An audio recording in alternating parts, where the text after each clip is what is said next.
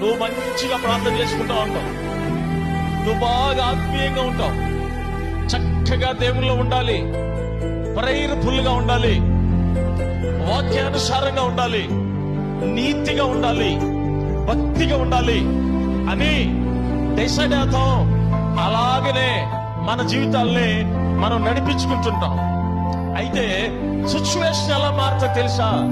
భక్తిహీనులు నీతిమంతుల మీద దురాలోచన చేయుదురు, ఆ నిమిత్తము జనులు మిమ్మల్ని నిందించి హింసించి, నిజంగా కాదు మళ్ళా అబద్ధంగా చెడ్డ మాటలలో పలికినప్పుడు మీరు ధన్యులు, సంతోషించండి, ఆనందించండి, పరలోకములో మీ ఫలము.